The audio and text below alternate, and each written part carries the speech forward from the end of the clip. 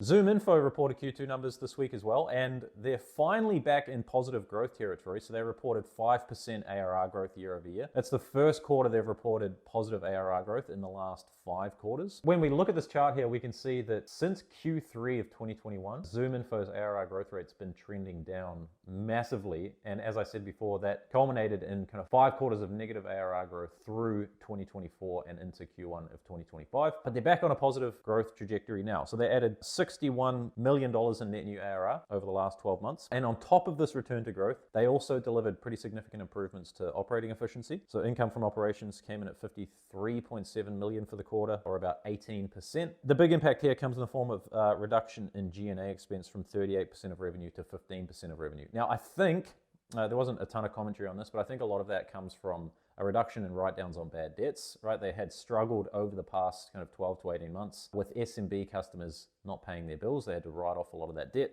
That falls into the G&A line, and so we've seen a reduction there from 38 down to 15. So good sign.